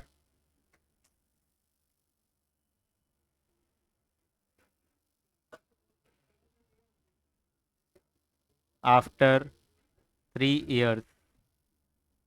अच्छा, मदर्स एज इक्वल होगी सन्स के एज के, मगर सन की एज को 3 से मल्टीप्लाई करना पड़ेगा। तो ये कंडीशन आपको दिया हुआ है, कहाँ दिया हुआ है, देखो यहां से पढ़िए आप। 3 years hence her age will be thrice the age of her son. जो भी बच्चे की सन है, जो भी बच्चे की एज है उसको 3 से मल्टीप्लाई करेंगे, तो मल्टीप्लाई करने के बाद जो एज मिलेगी वो इक्वल होगी मदर्स के एज की। ठीक है, तो ये कंडीशन है। चलो फटाफट इसके अंदर वैल्यूज पुट कर देते हैं। मदर्स एज आफ्टर 3 ईयर्स क्या है, एक्स स्क्वायर प्लस 9। तो यहाँ पे लिखेंगे एक्स स्क्वायर प्लस 9। यहाँ पे 3 है तो 3 लिख दिया हमने। ये कितना है, एक्स प्लस। अब हम क्या करेंगे, जब आप इसको सॉल्व करोगे तो क्वाड्रेटिक इक्वेशन मिलेगा। ठीक है, चलिए जितनी भी वैल्यूज हैं सब लेफ्ट साइड लेके आओ। तो एक्स स्क्वायर प्लस 9 माइनस 27 बराबर, सॉरी पहले ये 3x को लेके आते हैं। ये 27 इधर आएगा, एक्स स्क्वायर प्लस -3x, और ये कितना हो जाएगा, -18 इक्वल टू 0। अब हम क्या करेंगे, क्वाड्रेटिक इक्वेशन है, माउंटेन बना के सॉल्व करो। एक्स स्क्वायर के बाजू में 1 है, 1 इंटू -18, -18।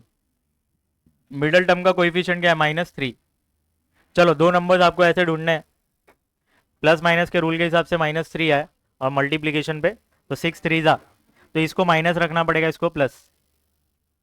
चलो दो नंबर्स हमको पता चल गए, X square -6x plus 3x -18 equal to 0। इन दोनों में x कॉमन लिया आपने, इन दोनों में 3 कॉमन लेंगे,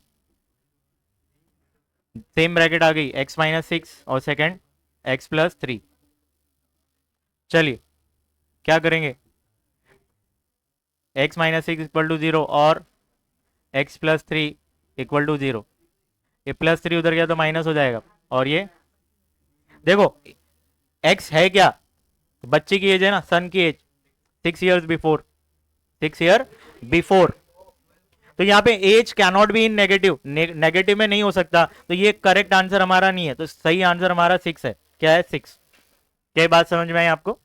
तो इस क्वेश्चन में हमको फाइंड क्या करना है, जरा चेक करिए।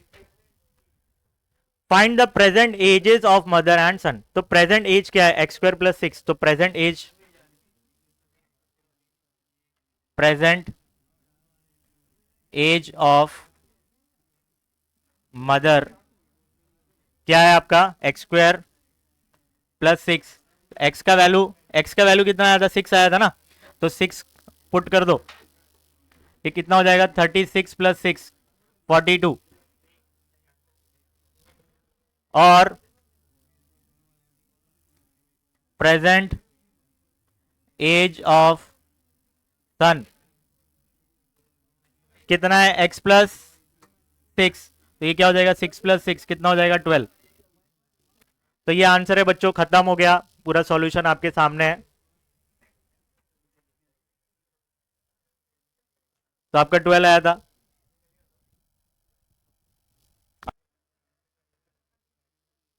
क्या बोल रहा है, इन एन एपी, यहां पे कंडीशन देखो क्या दिया हुआ, 7 times of seventh term, seventh term मतलब क्या, T7, इसका 7 टाइम्स मतलब 7 से मल्टीप्लाई करना है, इज इक्वल टू, किससे इक्वल है, 10 times, 10 times of 10th term मतलब T10। ये आपको कंडीशन दी हुई है, आपको शो दैट बोला है, आपको शो करके ये लेकर आना है, T17 should be equal to 0। ये कंडीशन दी है, इस कंडीशन को हम सॉल्व करेंगे और इसको कन्वर्ट करेंगे T17 इक्वल टू 0 में। ठीक है, चलो स्टार्ट करें क्या, चलो यहां पे देखो ये कंडीशन दी हुई, यहां पे हम Tn का फॉर्मूला लगाएंगे, यहां पर भी हम Tn का फॉर्मूला लगाएंगे। Tn का फॉर्मूला पता है ना, a plus N minus 1 D. चलो n के प्लेस पे n का वैल्यू 7 दिया हुआ है, तो ये 7 हमने लिखा है, ये यहां पे Tn का फॉर्मूला लग रहा है, तो Tn का फॉर्मूला है a प्लस n, क्या होगा 7, देखो n के प्लेस पे 7 है, तो 7 माइनस 1 डी, डी नहीं मालूम है तो डी वैसे ही लिख दो, यहाँ 10 है तो 10 लिखो, फिर ब्रैकेट ओपन करो, यहाँ पे Tn का फॉर्मूला लगेगा। Tn का फॉर्मूला क्या है, a प्लस n के प्लेस पे 10 लिखोगे, 10 माइनस 1 डी। चलो ये कंडीशन क्या है आपकी, a प्लस ये क्या हो जाएगा 6d, ये क्या हो जाएगा 10 a प्लस 9d। अब यहां पे देखो ये 7 अंदर मल्टीप्लाई करेगा, ये a है, यहाँ 7 इंटू ए 7a, 7 6 42, 10 इंटू ए 10a, 10 इंटू 9 90d। क्या कर सकते हैं हम, ये पूरी वैल्यू को लेकर जाइए राइट हैंड साइड पे, ठीक है, और सॉल्व कर डालो, तो यहाँ पे 0 हो जाएगा, यहाँ पे 10a है, ये 7 है, इधर आया तो -7a, यहाँ पे 90d है, ये माइनस करो 42d, तो ये 0 equal to 10a, sorry 3a, इसको सॉल्व करो, कितना मिलेगा, ये कितना होगा, ये 48, 48d। अब इन दोनों में से 3 अगर मैं कॉमन लेता हूं, 3 कॉमन लेता हूं, तो यहाँ पे 3a बचेगा, और यहाँ पे अगर मैं 3 कॉमन लिया तो 16 होगा, ये 3 से मल्टीप्लाई कर रहा है, इधर आएगा तो डिवाइड करेगा, तो ये 0/3 मतलब 0 ही होने वाला है, तो ये in short 0 equal to a plus 16d हो जाएगा, क्या हो जाएगा 16d। तो यहाँ पे 0 लिख, इसको सीधा करके लिख देता हूँ मैं, ये a plus 16d equal to 0, इसको इक्वेशन दे दो 1, क्या दे दिया, इक्वेशन 1। अब अगर मुझे T17 निकालना है, तो T17 निकालूंगा कैसे, a प्लस एन के प्लेस पे 17 रखूंगा, 17 माइनस 1 डी, तो ये कितना आ रहा है, a प्लस 16d। तो यहाँ पे देखो T17 किसके इक्वल है, a प्लस 16d, इसको इक्वेशन 2 दे, क्या दे दो, इक्वेशन 2। अब यहाँ पे जरा कंपेयर करो, a प्लस 16d किसके इक्वल है, किसके इक्वल है, T17 के, तो यहां पे मैं क्या लिख सकता हूं, ये T17 का वैल्यू किसके इक्वल आएगा, 0 के बराबर। तो यहां पे आप लिख दोगे T17 इक्वल टू 0, और रीजन बाजू में फ्रॉम 1 एंड 2 लिख दोगे, यही आपको शो करने बोला था, हो गया, ये समझा। Finally question number 4 complete. Question number 5 पर आते हैं, बहुत अलग ही क्वेश्चन है ये। अब नेक्स्ट क्वेश्चन है ना, उसमें आपको पता चलेगा इनपुट टैक्स और आईटीसी में क्या फ़र्क है। जनरली हम ऐसा मानते थे कि इनपुट टैक्स और आईटीसी सेम है, क्योंकि वैसे क्वेश्चंस नहीं आए थे।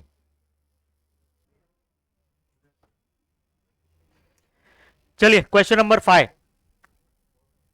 देर are 3 dealers A B C, 3 dealers हैं, 3 अलग अलग बिजनेसमैन है, ऐसा समझिए। Suppose the trade of each of them in September 2018 was shown in the following table. हर किसी ने कुछ सेल किया होगा और कुछ परचेज किया होगा, ठीक है। आगे बढ़ते हैं। The rate of GST on each transaction was 5%। अब खरीदते हो तो भी 5% जीएसटी, सेल करोगे तो भी 5% GST. Read the table and answer the question below. सुनो, ये जीएसटी कलेक्टेड ऑन सेल। भाई सेल जब मैंने किया था तो उस टाइम पे जीएसटी कितना मिला? 5,000 रुपए। तो सेल कितना हुआ होगा? अगर ये 5,000 है तो सेल कितना हुआ होगा? सुनो, जैसे ये 5,000 दिख रहा है आपको, बराबर। कैसे आया होगा? जो भी टैक्सेबल वैल्यू ऑफ सेल्स होगा इनटू जीएसटी का रेट आपने अप्लाई किया होगा, तो आपको जीएसटी का अमाउंट पता चला होगा। दैट मीन्स आउटपुट जीएसटी बोलते हैं ना, सेल के ऊपर होता है तो ये आउटपुट जीएसटी। जो भी सेलिंग प्राइस होगी टैक्सेबल वैल्यू वाली, दैट मीन्स उसमें जीएसटी इंक्लूड नहीं है, उस पर जीएसटी आप अप्लाई करो। तो यहाँ पे ये तो नहीं मालूम, इसको मैंने एक्स ले लिया। ये कितना है जीएसटी? 5% है।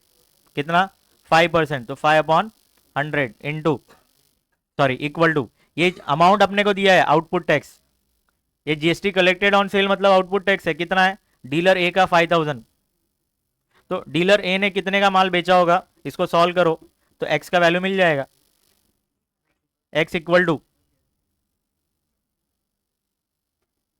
ये 100 उधर जाएगा तो ऊपर जाएगा, मल्टीप्लाई हो जाएगा, और ये 5 नीचे आ जाएगा। तो 5 1 जा 3 जीरो बचे, 3 जीरो लिखा। ये दोनों को मल्टीप्लाई करो, कितना आ जाएगा? 1 लाख। कितना? 1 लाख। 1 लाख रुपए का इसने माल बेचा है।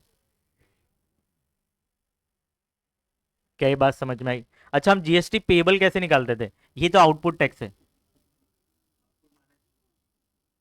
बराबर। Output tax minus input tax. अच्छा, हमने जो जो क्वेश्चंस किए हैं, हमने जो जो क्वेश्चंस किए हैं वहां पर कभी ऐसे केसेस नहीं आए। इनपुट और आईटीसी दोनों अलग अलग एक्चुअल में है, मगर हमारे केस में तो सेम होता था। अच्छा सुनो, कभी कभार बिजनेस में क्या होता है कि हम माल ज़्यादा खरीद लेते हैं। जब आप खरीदते हो ज़्यादा, बेचते हो कम, बराबर। क्या मैंने बोला? आपका जो इनपुट टैक्स है कभी भी आउटपुट टैक्स से ज़्यादा नहीं हो सकता। मतलब फॉर एग्जाम्पल, जीएसटी पेबल आप कैसे निकालते थे? Output tax minus input tax. जो मैंने माल बेचा उस पर समझो जीएसटी 5,000 है। जो मैंने माल खरीदा वो इनपुट टैक्स है, वो जीएसटी ज़्यादा है, 6,000 है। ज़्यादा माल खरीद लिया तो ज़्यादा टैक्स भरा रहूंगा, ठीक है। तो यहाँ पे 5,000 माइनस 6,000 करोगे तो 1,000 तो नेगेटिव में आएगा। क्या गवर्नमेंट से रिफंड लोगे क्या? 1,000 नहीं। तो इस केस में इनपुट टैक्स कभी भी आउटपुट टैक्स से ज्यादा नहीं हो सकता। तो यहां पे आप देखो, आउटपुट टैक्स कितना है? 5,000। यहां पे ये इनपुट है, इनपुट टैक्स आउटपुट से ज्यादा है। तो भाई मैक्सिमम आप कितना क्लेम कर सकते हो? 5,000। तो आईटीसी कितना हो जाएगा? 5,000, ठीक है। तो आउटपुट टैक्स, अब हम क्या करेंगे? गवर्नमेंट को टैक्स पे करना है ना, जीएसटी पेबल जिसको बोलते हैं, जीएसटी पेबल। जीएसटी पेबल कैसे निकलेगा? Output tax minus ITC. तो 5,000 में से 5,000 गया तो जीरो आएगा। अगर ये दोनों माइनस कर देते तो नेगेटिव में 1,000 आता था। तो क्या गवर्नमेंट से रिफंड लेंगे क्या? नहीं। समझे? तो गवर्नमेंट के पास, अच्छा, जो 1,000 रुपए मैंने एडवांस में भर के रखा हूं वो गवर्नमेंट के पास पड़ा रहेगा। ये गवर्नमेंट को टैक्स भरना है, टैक्स जीरो भरना है, ठीक है। मगर एडवांस में हमने जो माल खरीदा था ना, ये 6,000 ज़्यादा खरीदा था, उसका जो टैक्स है ना गवर्नमेंट के पास पड़ा है। नेक्स्ट टाइम जब मैं माल बेचूंगा ना, फिर वो 1,000 रुपये जो गवर्नमेंट के पास पड़ा है ऑलरेडी, जिसको बोलते हैं टैक्स क्रेडिट, उसका सेट ऑफ ले लूँगा। फिर से मैं बोल रहा हूँ, फिर से एक बार फिर से, यहाँ पे हमने बेचा माल कम, खरीदा ज़्यादा, तो जीएसटी पेबल जब मैं निकालूंगा तो वो तो नेगेटिव में आएगा। नेगेटिव में कभी भी जीएसटी पेबल नहीं हो सकता। तो यहाँ पे इनपुट टैक्स उतना ही ले सकते हैं जितना आउटपुट टैक्स है। इनपुट टैक्स उतना ही ले सकते हैं जितना आउटपुट टैक्स है। तो यहाँ पे इनपुट टैक्स हम कितना क्लेम कर सकते हैं भाई? मैक्सिमम 5,000 कर सकते हैं। क्यों? क्योंकि आउटपुट टैक्स कितना है? 5,000। तो हम क्या करेंगे, ये आईटीसी कितना लेंगे भाई? मैक्सिमम कितना ले सकते हैं? 5,000। तो आउटपुट टैक्स माइनस आईटीसी करोगे तो टैक्स तो भरने को नहीं आएगा हमको।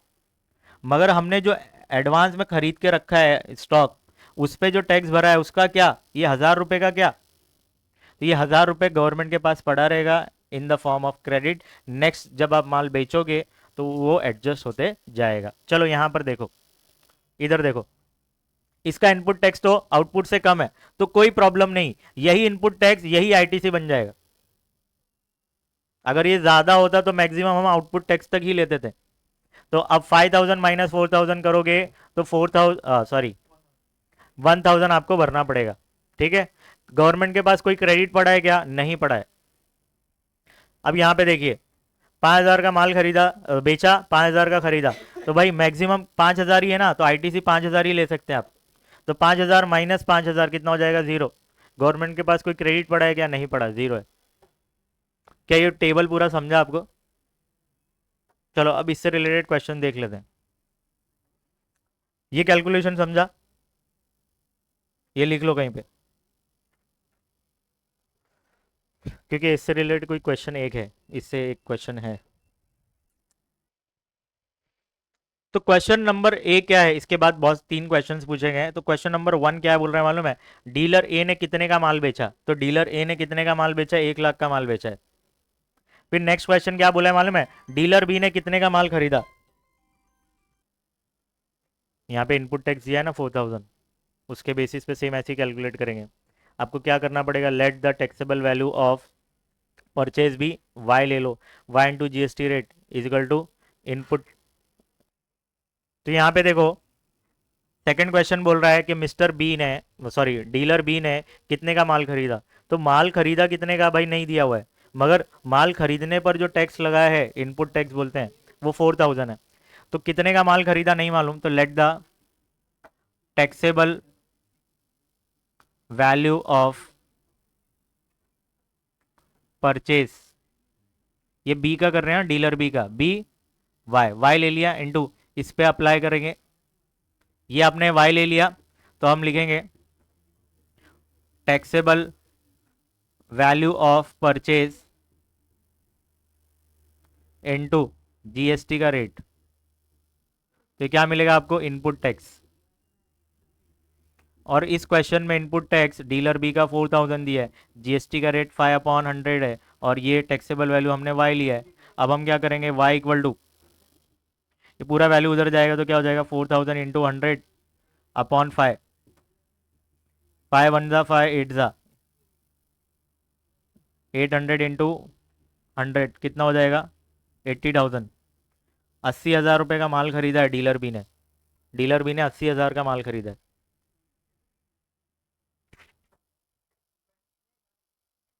थर्ड क्वेश्चन क्या पूछा है?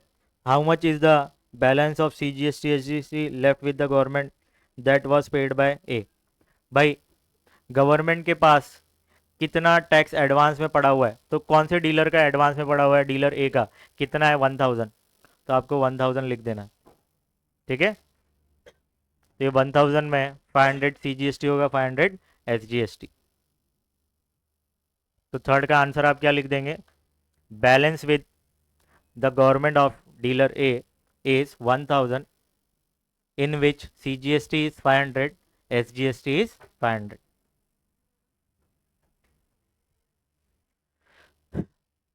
बैलेंस ऑफ, ये tax balance with the government of dealer A is 1,000 इन विच, जिसमें CGST is 500 and SGST is 500।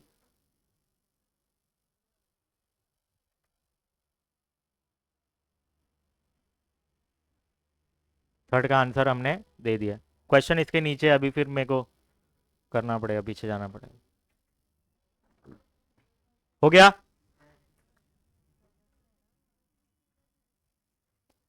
देखो ये ऐसे क्वेश्चंस हमने सॉल्व एग्जांपल में किए हैं, ये बिलो वाले, बिलो सॉल्व एग्जांपल में किया था ना, अलजेब्रा में, स्टैटिस्टिक्स। बिलो मतलब क्या है ये, 0 से 25 है बिलो। बिलो 50 मतलब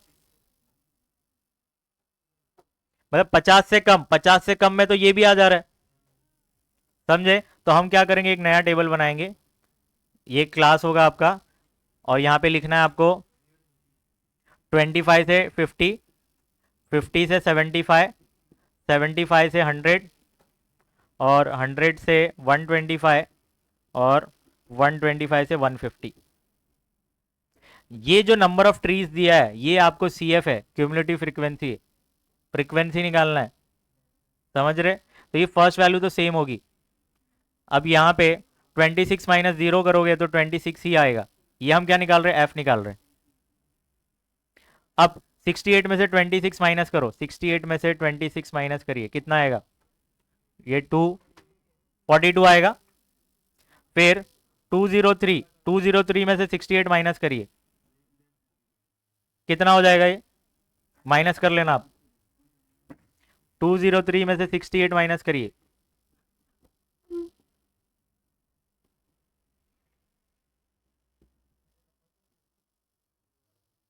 कितना हो जाएगा, 135। फिर 215 में से 203 माइनस करें, 12 आएगा। 220 में से 215 माइनस करो, 5 आएगा। तो ये आपने क्या निकाला, एफ निकाला। बस ये टेबल ही बनाना बहुत बड़ा इंपॉर्टेंट काम था यहाँ पर। बाकी तो आपको फॉर्मूला मीडियन निकालने आता है। मीडियन का फॉर्मूला क्या मालूम है, क्या, L plus N by two minus C F upon F into H. अब यहां पे सिर्फ मैं बता देता हूं एन क्या है। एन होता है इसका टोटल, इसका टोटल ऑलरेडी 220 है, तो ये भी 220 होगा। देखो ये 220 होने वाला है। तो एन बाई टू कितना करेंगे, सबसे पहले हमको क्या करना होता है, एन बाई टू निकालना होता है, मालूम है क्या। 220 में से 220 को 2 से डिवाइड करो, 110 आएगा। क्या आएगा, 110। अब आपको चेक करना है 110 किसके बीच में आता है, 110 इसके बीच में आ रहा है। इनमें हाईएस्ट कौन सा है, ये।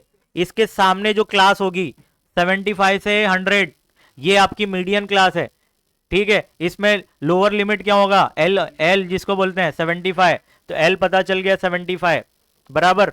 ये 35 क्या है आपका, सी एफ है, एफ 135 क्या है आपका, एफ। इसके ऊपर वाली क्लास ये 68 क्या है आपका, सी एफ। एच क्या होगा, एच क्लास का डिफरेंस 25, एच क्या होगा 25 होगा, एच कितना होगा 25। फिर इसके बाद आपको इसके अंदर वैल्यूज पुट करना है और सॉल्व करना है, आपका काम है वो। ये समझा क्या। तो गेम पूरा इसमें था, ये टेबल, टेबल टेबल आपने सही किया। चलो टाटा बाय बाय।